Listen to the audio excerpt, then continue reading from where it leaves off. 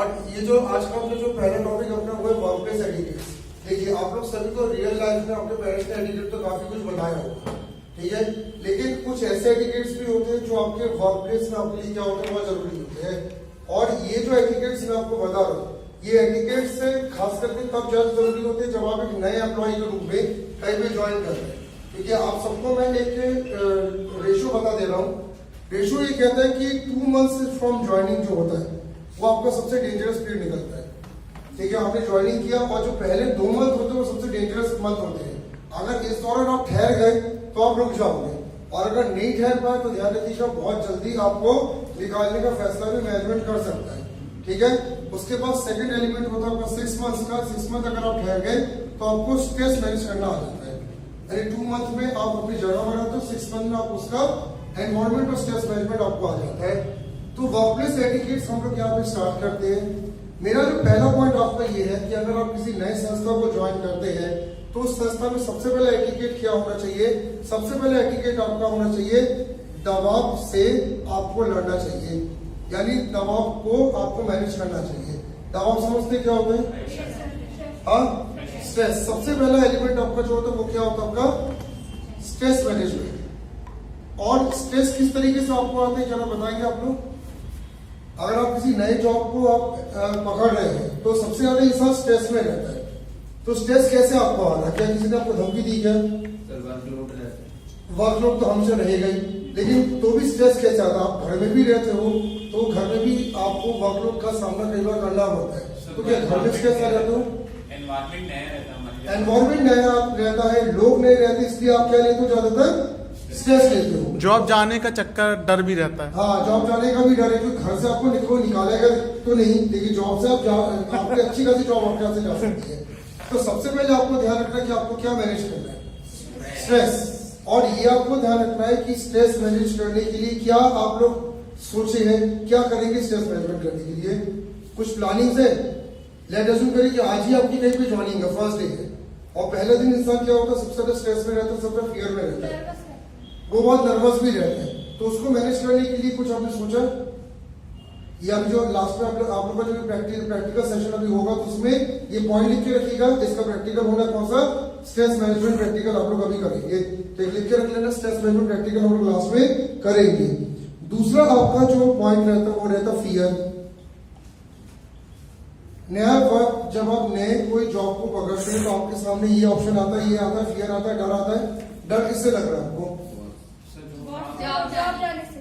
Job जाने से। Job जाना आ रहा है। और क्या? बॉस से। एक फियर आ रहा है कि भाई जॉब लॉस ना हो जाए, पता चलो पहले दिन ही बाहर कर दिया गया। दूसरा क्या? बॉस। तीसरा किससे डर रहे हो? ठीक है, हाँ, वर्क से भी कई लोग डरते हैं कि क्या पता वर्क कर पाएंगे कि नहीं। कई लोग प्रेशर से भी डरते हैं, बहुत ज्यादा डर हो रहता है कि भाई, हाँ, और न्यू पीपल भी आपके सामने रहता है। तो जो नई जॉब जो आप पकड़ते हैं तो आपके सामने फियर पास रहते हैं। जॉब लॉस, ये तो मन में डर बना ही रहता है, जॉब चली ना जाए। बॉस से बड़ा डर लगता है, उस समय बॉस पता नहीं राक्षस टाइप में दिखता होगा सबको। ठीक है, काम से ऐसे डरते जैसे काम आज तक कभी किया ही नहीं, जबकि घर में तो सभी काम करते ही रहते कहीं ना कहीं। प्रेशर से आप डरते हो और न्यू पीपल से आप लोग डर रहे हैं। तो आपको यहाँ पे ध्यान रखना है कि वर्कप्लेस एटिकेट में आपको ये ध्यान रखना है कि इस फियर को क्या करना है, इसको रिजॉल्व करना है। ठीक है, इसको रिजॉल्व कैसे करना है ये भी आज हम लोग प्रैक्टिकल करेंगे। ठीक है, कैसे फियर को रिजॉल्व करें। थर्ड पॉइंट आपका ये रहता है, वो रहता है मैनर्स। वर्कप्लेस में ध्यान रखिएगा, थर्ड इंपॉर्टेंट चीज क्या आती है? मैनर्स। आप लोग को कहा जाता है कि रियल लाइफ में आप लोग जब भी एक दूसरे से बात करें तो कैसे करते हैं? मैनर्स के साथ कहते हैं, जिसको हम लोग उर्दू वर्ड में तहजीब भी कहते हैं। ठीक है, और हिंदी वर्ड में जो कहते हैं आप लोग देख लेना, हाँ, आदर करना। वर्कप्लेस में मैनर्स का क्या रोल समझ में आ रहा है? भाई जब बॉस आता है तो भाई अपनी जगह में कई लोग स्टैंड हो जाते हैं, आप देखते हैं। ठीक है, जिस समय बॉस बात करता है तो हम लोग साइलेंटली उसकी बात सुनते हैं। आप लोग ये भी देखते हैं कि मीटिंग्स में अपने मोबाइल को क्या कर देते हैं? साइलेंट कर देते हैं, स्विच ऑफ कर देते हैं। तो वर्कप्लेस में रहने के लिए बहुत जरूरी है कि आपके अंदर मैनर्स बहुत अच्छे जरूरी है। और ये आपको ध्यान रखना है कि मैनर्स से बॉस के साथ आपको नहीं लेना है, आपके जितने भी सीनियर बंदे उनके साथ भी क्या करना है? मैनर्स आपको लेना, मतलब बॉस के साथ मैनर आपको मैनेज करना है, सीनियर बंदे के साथ मैनेज करना है, और आपके जो कलीग्स हैं, कलीग समझते हैं कौन होते हैं? जो आपके साथ में, उनके साथ भी अच्छे से बात करेंगे कि उनके साथ आप तू तड़ाके के साथ बात करेंगे? कई लोग तो सर इतना मैंने सर चमचागिरी कहलाया अब मैनर्स को यहाँ पे चमचागिरी से छोड़ सकते हैं, ठीक है? है ना कि सर का मोबाइल रखा तो दे दो सर आपका मोबाइल। ठीक है, तो आपको ये ध्यान रखना कि वर्कप्लेस का थर्ड एटीट्यूड मैं आपको क्या कह रहा हूँ कि मैनर्स आपको मैनेज करना पड़ेगा। अगर आपको बहुत गुस्सा भी आता है, कई बार रहता है कि बहुत तेज हमें एंजाइटी होती है, गुस्सा आता है, या फिर कुछ बुरा हमारे साथ हो गया, जैसे रास्ते में एक्सीडेंट हो गया और हम बहुत गुस्से में आए, लेकिन ऑफिस की दहलीज को क्रॉस करती है आपको क्या करना है? अपने मैनर्स में आ जाना जरूरी है, क्योंकि कई बार देखा गया कि जो बंदे बहुत अच्छा मैनर्स नहीं देते गए उनको कई बार ऊपर भी नहीं उठाया जाता, मतलब उनको प्रमोशन नहीं दिया जाता, ऐसा देखा गया है। और जो बहुत अच्छे मैनर्स देते हैं उनको प्रमोशन दिया जाता है। तो आप अपने मैनर्स को सुधारें, ऑफिस में आपको अपने गुस्सा दिखाना है ही नहीं। चौथा पॉइंट आप लिखिएगा, इज्जत देना, ठीक है, जिसको हम इंग्लिश में कहते हैं रिस्पेक्ट, ठीक है। नए वर्क प्लेस में बहुत जरूरी है कि आपको क्या देना है? इज्जत, रिस्पेक्ट, ठीक है। हमारे यंगस्टर्स में आजकल ये वाली जो खूबियां बहुत कम हो गई है। आजकल आप देखते हो कि आपके घर में मामा चाचा भी कई बार आते हैं, तो आप लोग एक बार उसको रिस्पेक्ट देने की जगह कट लेने की सोचते हो, चलो इधर उधर खिसक जाओ, चलो कटलेट खा के आ जाते हैं। हाँ, अब कौन झुके, फिर पैरों को टच करे या नमस्कार करे, सत श्री अकाल करे, आदाब करे, कोई क्या कुछ नहीं करना। पूछेंगे, वो लोग पूछेंगे क्या कर रहे हो? हाँ, इस घर से भी ज्यादा लोग करते हैं, कर क्या रहे हो, ठीक है। और किसी ने बोल दिया कि हमारे बेटे ने ये कर दिया तो और दिक्कत होगी, ठीक है, तो और चल गए, वो बोलेगा अच्छा खासा मूड बर्बाद हो गया। सर आते इसलिए बोलते हैं। हाँ, बात इसलिए आपको यहाँ पे ध्यान रखना है कि वर्क कल्चर में आपको इज्जत देना पड़ेगा। और अगर आप किसी बड़ी सिटी में अगर कभी जॉब करने का मौका मिले, आप देखेंगे वहां पे एम्प्लॉय रिस्पेक्ट बहुत देते हैं एक दूसरे को। जैसे एक नया एम्प्लॉय आता है, सबको गुड मॉर्निंग बोलता है, ठीक है। हमारे यहाँ पे तो सीधा के बैठ के थप्पड़ करके एकदम बहुत, वो भी चेयर खिसकाई, बहुत तेज बैठे और कंप्यूटर स्टार्ट किया, मतलब ही नहीं किसी से, ठीक है। लेकिन बड़े शहरों में मैंने देखा बंदा आता है, सबको गुड मॉर्निंग करता है, अपने कलीग्स को, ठीक है, हाय हेलो सबके साथ करेगा, बॉस को भी गुड मॉर्निंग करेगा। और बकायदा रिस्पेक्ट का एनवायरमेंट सुबह 9 से लेकर 6 बजे तक बना रहता है उसमें। एक दूसरे की बातें सुनना, किसी की बात काटना नहीं, ठीक है, और एक दूसरे की बातों का आदर भी करना। तो आपको ये ध्यान रखना है इसका फायदा ये होता है, अगर बंदे से काम नहीं बनता ना, तो बाजू आजू वाले बोलते सर बंदा अच्छा है, हाँ ये अच्छा है, ये बहुत अच्छी बात सर ने की, हाँ। ठीक है। कई बार क्या होता है कि आपका रिस्पेक्ट देने के कारण आपको जॉब भी बच जाए, काम नहीं बनता सर, इज्जत करता सबकी, अच्छा इज्जत करता है, अच्छा है बंदा सर, नेचर से दिल से बड़ा साफ है, तो उसके सीख जाएगा। लेकिन नहीं तो काम बनता और इज्जत नहीं करती। हाँ सर काम तो बनता लेकिन इज्जत बिल्कुल नहीं करता, निकालो इसको। हाँ, ये चीज बहुत अच्छी बात कही गई है। कई लोग जॉब इसलिए गवाते हैं, इसका कारण काम नहीं है, बंदे को काम बनता था लेकिन बंदे ने कभी उसकी इज्जत नहीं की। हमेशा एकदम ईगो के साथ बात करना, सीधे मुंह एकदम बात नहीं करना, प्यून से भी वैसी बात कर रहा है और अपने कलीग्स को भी वैसे कह रहा है। और प्यून तो सबसे ज्यादा वफादार बॉस का रहता है। हाँ, इस चीज को आपको ध्यान में रखना है। नंबर 5वां है, एक पॉइंट जो देखा गया है आजकल के बच्चों में, वो है अकड़, जिसको हम लोग ईगो भी कहते हैं। बहुत ज्यादा ईगो कईयों के अंदर रहता है, ठीक है। ईगो आजकल एक जंजाल फैक्टर के रूप में देखा जा रहा है। बहुत सारे बच्चे कैरियर स्टार्ट नहीं करते, ईगो स्टार्ट हो जाता है, ठीक है। और कई बार आप लोग भी देखते होंगे, किसी ने अगर आपको डांट दिया तो अगर आप कहते हैं मेरा ईगो हर्ट हो गया, तो ईगो आया कहां से? ये ईगो अच्छी चीज है कि खराब चीज है? इसका एक लाइव एग्जांपल मैं दूंगा। हाँ। की घटना है, अपने विधायक जी के लड़के ने उसको गोली मारी, आप लोगों ने न्यूज़पेपर में पढ़ा होगा। हाँ, तो जब भाई वो उतने बड़े रिच पर्सन होके भी ईगो, मतलब तो अपन क्या है। लेकिन आपको ये ध्यान रखना कि अगर आप कहीं पे जॉब करने जा रहे हैं तो आपको ये ध्यान रखना कि इस ईगो फैक्टर को क्या करें, थोड़ा सा किनारे रखें।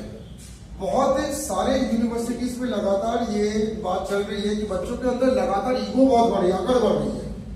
कोई बात सुनेंगे नहीं, अपने आप को अपडेट करना नहीं है, ठीक है, अपने काम को परफेक्ट नहीं कर रहे हैं। किसी की ने अगर को रास्ता दिखाया किसी को कि भैया तुम कुछ अच्छा कर लो, तो बच्चे उससे ही पहले कॉन्टेक्ट तोड़ते हैं। और आजकल तो ब्लैक लिस्ट भी उसको पहले किया जाता है, जो सबसे ज्यादा ज्ञान देता है, ठीक है। स्टेटस नहीं देखेंगे उसका, ठीक है, उससे बात नहीं करेंगे, उसके किसी सेमिनार वेबिनार में नहीं जाएंगे।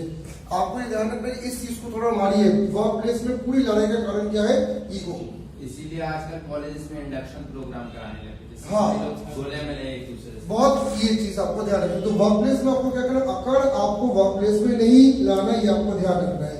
नेक्स्ट पॉइंट आपको ये ध्यान रखना है, 6th है गिव वैल्यू टू अदर्स। ये एक बहुत इंपॉर्टेंट पॉइंट आजकल वर्क प्लेस की सफलता के लिए है। गिव वैल्यू टू अदर्स मतलब दूसरों को भी क्या करें, सम्मान दे थोड़ा सा, ठीक है। अगर आप ध्यान से देखें कि पूरा का पूरा जो हमारा मैकेनिज्म जो चलता है वो चलता है सम्मान पर, ठीक है। सम्मान मतलब क्या, ट्रॉफी देना या फूल माला से लोग स्वागत करेंगे क्या, कि आप रोज ऑफिस में जाएंगे तो फूल माला से स्वागत होगी आपकी, क्या ये सम्मान है? प्यून आया लो बे, ठीक है, क्या ये सम्मान है? सम्मान का मतलब है आपके व्यवहार में ये दिखना चाहिए कि आप सामने वाले को दिल से वैल्यू देते हैं। और जैसे कि अभी एक बात सामने बहुत अच्छी गई कि जो लोग दिल से वैल्यू देते हैं उनकी खराब परफॉर्मेंस में भी लोग उनका साथ देते हैं, शायद आपने देखा होगा। और आजकल के हमारे यूथ के अंदर बहुत दिक्कत क्या हो गई, हम लोग ऑफिस जाते पर सम्मान किसी को नहीं देते, ठीक है। बॉस को नहीं देंगे, साथ साथ में कलीग्स को नहीं देंगे, प्यून तक को नहीं देंगे, किसी से सीधे मुंह बात नहीं करना। बहुत सारी ऐसी गलतियां हमारी हो रही है। तो वर्कप्लेस एटिकेट आपको क्या कहता है, सम्मान से बात करें। अगर आप एक बहुत छोटी जॉब में भी लग रहे हैं तो भी सम्मान दे, बड़ी जॉब में लग रहे हैं तो भी सम्मान दे, क्योंकि बहुत लंबा वही टिकता है जो सम्मान देता है। और ज्यादातर आप आजकल देखते हैं कि एम्प्लॉइज 100% अगर किसी कंपनी में प्लेसमेंट होता है तो आखिरी में 20% सर्वाइवल केवल उस कंपनी में बचता है, 80% लोगों की जॉब चली जाती है। ये एक बहुत बड़ा फैक्टर मैं बोल रहा हूँ। 100% कंपनी ने लिया, आने वाले 6 महीने में 80% कंपनी भगा भी देती है, सिर्फ 20% आगे क्या करती है, कंपनी के साथ रहते हैं। तो ये जो 80% भगाए गए, इसका एक कारण हम लोग शायद ये समझते होंगे कि उसको काम नहीं बनता होगा तो भगा दिया गया। उसको काम शायद बनता होगा लेकिन उसके एटिकेट्स इतने खराब थे कि कंपनी ने उसको निकालने का मन बना लिया और निकाल ही दिया। सर इवन अपने घर में जो स्वीपर लोग भी आते हैं तो प्यार से बात करते तो वो अपना काम करते थे। हाँ। पहले बोलते भैया हमारा ये पाइप साफ कर दो, और हाँ। अगर से बोलते तो बोलते हमें तेरा करना ही नहीं। बात यही है, थोड़ा सा example है। हाँ, तो थोड़ा सा आपको इधर कि सम्मान अगर रखोगे तो काम होगा। नेक्स्ट पॉइंट आप लिखिएगा, गिला शिकवा ना रखे। ये मैं पॉइंट यहाँ लिखने का उसको आप हिंदी में लिखेंगे, गिला शिकवा ना रखे। गिला शिकवा बहुत रहता है ना, वर्क प्लेस में थोड़ी बहुत लड़ाई होती है, फाइट।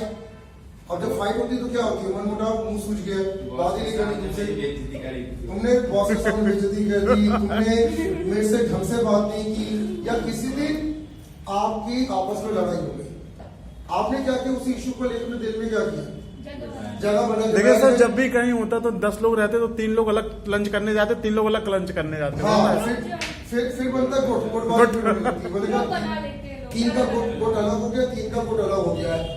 मेरा एक सवाल आप सबसे है, अगर आप किसी जगह जॉब करने जा रहे हैं और अगर ऐसे ही गुटबाजी करते रहेंगे, गिला शिकवा करते रहेंगे, कितने दिन आप उस जॉब में रह जाओगे? आप बहुत लंबा नहीं रह पाओगे। एक प्रैक्टिकल सर्वे जो मैंने जबलपुर में बच्चों का देखा है, जबलपुर और जो छोटे मोटे शहर जितने भी है, इन सारे शहरों में आप देखते हो कि बच्चे बहुत लंबे समय तक जॉब में नहीं टिकते हैं। और इंदौर का कोई बच्चा होता है या कोई मुंबई का कोई बच्चा होता है तो उसको हम लोग देखते हैं वो लंबे समय तक जॉब में बना रहता है। तो कारण क्या है? सिर्फ कारण क्या है कि हम लोग जो है गिला शिकवा भी बहुत ज्यादा कर रहे हैं और बहुत सारे इश्यूज हमारे अंदर है। तो अब फाइट हर बंदे के बीच में होती है, ऐसी कोई बहुत बड़ी बात नहीं। किसी मुद्दे पे अगर आप टकरा गए तो क्या उसी बात को लेकर चलते रहोगे कि उसको छोड़ के आगे निकलना होगा? कई बार तो सर ये होता है, लोग ये सोचते हैं कि हम बॉस से ज्यादा जानते हैं। हाँ, ये चीज भी हमने और सर ने बहुत देखा है कि बॉस से भी ज्यादा हम जानते हैं, बॉस को क्या पता है। ये ईगो बहुत जल्दी आता है, सर ने बहुत अच्छी बात। इनको तो किस्मत से सीट मिल गई। हाँ, ये मतलब किस्मत से ये डायरेक्टर बन गए। एग्जाम्पल भी है, जो इतने साल कांग्रेस में रहे, लेकिन उनको मन में सिकवा था कि इन्हें हमको पोस्ट नहीं दी। उन्होंने बीजेपी ज्वाइन किया, राज्यसभा सांसद और मंत्री बन गए, उड्डयन मंत्री। ठीक है, तो ये आपको ध्यान रखना है कि अपना ईगो फैक्टर बॉस को भी डाला है। नेक्स्ट पॉइंट आपको जो है वो लिखिएगा, दया भाव। दया भाव नेक्स्ट पॉइंट है, दया भाव। ठीक है, ये सारे पॉइंट आप लोग कभी रियल लाइफ में आप लोग देखेंगे तो आपको बहुत समझ में आएगा। मेरा एक सवाल है, हिटलर की तरह कोई बंदा अगर है कि आपको जॉब में रह सकता है? आप सभी हिटलर के बारे में जानते ही है, किसी सामने पढ़ा है। अब हिटलर टाइप का कोई बंदा है और वो बंदा चाहता है कि मैं जॉब में रहूं और बहुत लंबे समय तक जॉब में रहूं और अपने बॉस का वफादार हूं। व्यवहार हिटलर की तरह, बात नहीं सुननी, दया है ही नहीं,